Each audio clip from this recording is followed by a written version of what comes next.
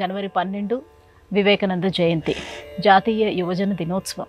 ఈ సందర్భంగా నేటి యువతరం వివేకానందుడి నుంచి ఎటువంటి స్ఫూర్తిని పొందాలి, అలాగే వివేకానంద స్వామికి అంత మంచి వ్యక్తిత్వ వికాసం రావడానికి వాళ్ళ తల్లిదండ్రులు ఎటువంటి పాత్రను పోషించారు?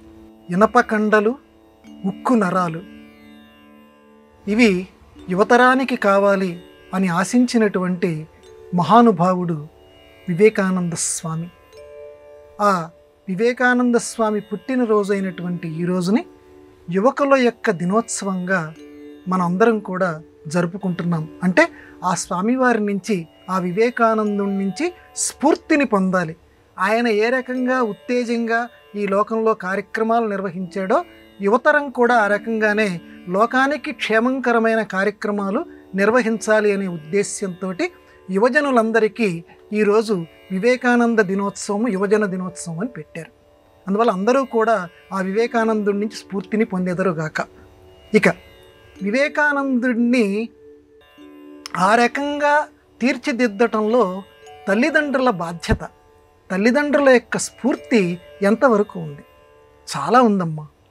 ఎందుకనంటే చిన్నప్పుడు వాళ్ళ అమ్మగారు ఆ పరమశివుని కరుణా కటాక్షం చేత పుట్టినటువంటి బిడ్డని వీరేశుడు అని పేరు పెట్టింది.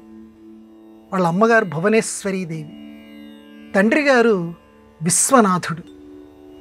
తర్వాత నామకరణం నరేంద్రుడు అని పేరు పెట్టారు. అమ్మగారు మాత్రం గారాభంగా వీరేశుడు అని పిలుచుకునేవారు. అంటే వీరయేశుడు అంటే వీరభద్రస్వామి, శివుడు అన్నటువంటి శివావతారంగా అమ్మగారు భావించుకునేవారు.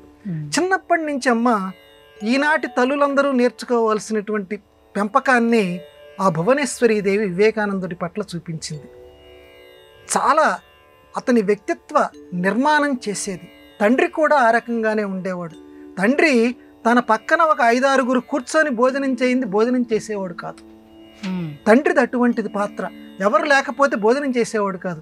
ఎవరో ఒకరు 4-5 తెలియనటువంటి అతిథులు వచ్చి కూర్చోవాలి. చిన్నప్పుడు అది చూసి నరేంద్రుడు కొంచెం ఎదిగిన తర్వాత చిన్నపిల్లవాడిగానే, అంటే అప్పటికింకా వికసనం చెందలేదు, నాన్నగారు ఇంట్లో ఖర్చులు చాలా పెరుగుతున్నాయి కదా, ఇలా ఎందుకనంటే ఉన్నంతలో మనం తోటి మానవుల యొక్క ముఖం మీద చిరునవ్వుని పంచాలి. మనం ఇలాగ ఆకలితో ఉన్నటువంటి వాళ్ళకి పెడితే అదే మనకి జీవితంలో రక్షణిస్తుంది. ఇదిగో ఈ పాఠం తండ్రి గారు నేర్పారు వివేకానందుడికి. అట్లాగే తెలిసి తెలియక ఒకసారి అమ్మని తిట్టాడట ఆ చిన్నప్పటి వీరేశుడు. తిడితే పెడీమని చంపదెబ్బ కొట్టాల తండ్రి. అంటే పెంపకం ఎలా ఉండేదో చూడండి. వివేకానందుడు పడుకునేటువంటి గదిలో ఆ గోడ మీద తండ్రి గారు రాశాడు, ఈరోజు నరేంద్రుడు తల్లిని నిందించెను అని రాశారు. వివేకానందుడు అంటే చిన్నప్పటి ఆ నరేంద్రుడు గదిలోకి వెళ్ళి చూశాడు. చూస్తే ఎదురుకుండా అక్షరాలతోటి ఈరోజు నరేంద్రుడు తల్లిని నిందించెను. ఎన్నిసార్లు ఇక అది చూస్తూ చూస్తూ చూస్తూ ఉంటే రే ఎంత తప్పుడు పని చేశాను నేను అంటే పశ్చాత్తాపం, అంటే తండ్రి చెంపదెబ్బ కొట్టడానికంటే మించినటువంటి పశ్చాత్తాపం వచ్చి అమ్మ కాళ్ళ మీద పడి, అమ్మ తెలిసి తెలియక నిన్నేదో తిట్టాను, నన్ను క్షమించి ఇక నుంచి నిన్నేమీ తిట్టాను అని తల్లి కాళ్ళ మీద పడ్డాడు. అంటే తండ్రి పెంపకం ఎలా ఉండేదో చూడండి. అట్లాగే చిన్నప్పుడు తనకు తెలిసిన విషయాలు తరగతి గదిలో ఉన్నటువంటి ఉపాధ్యాయుడికి చెప్తే ఉపాధ్యాయుడు వేరే రకంగా చెప్పి, ఈ రకంగా నువ్వు తప్పు చెబుతున్నావు అని చెప్తే, కాదండి ఆధారాలని చెప్పి పుస్తకాలతో సహా నిరూపిస్తే ఉపాధ్యాయుడు అప్పుడు నిజమేరా నువ్వు చెప్పిందని ఒప్పుకున్నాడు. అప్పుడు ఈ విషయం ఇంట్లో ఉన్న అమ్మకి చెప్పాడు. అమ్మ మొదట నేను చెప్పింది కాదన్నారు మాస్టారు, మళ్ళీ తర్వాత ఒప్పుకున్నారు అని చెప్తే అప్పుడు తల్లి చెప్పినటువంటి పాఠం, నాన్న ఇలాగే ప్రవర్తించు జీవితంలో, నువ్వు ఏది నిజమని నమ్మావో, ఏది యథార్థమని నమ్మావో అది ఇతరులు చెప్పినా ఆ ఉద్దేశాన్ని నువ్వు మానుకోకు. తల్లి చెప్పినటువంటి బోధమ్మ.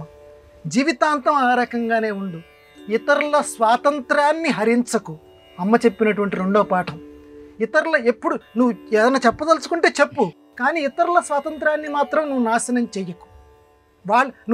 వాళ్ళు కనుక ఆచరిస్తారా ఆచరించని, అంతేగాని నువ్వు తప్పనిసరిగా ఇది ఆచరించని మాత్రం ఇతరుల స్వాతంత్రాన్ని హరించి వాళ్ళని బలవంతం మాత్రం ఎట్టి పరిస్థితుల్లోనూ చెయ్యకు.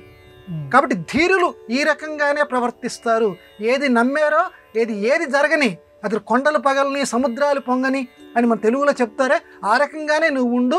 నీ నిశ్చయ మతి నుంచి నీవు పక్కకి తొలగిపోవద్దు అని అమ్మ చెప్పిందట.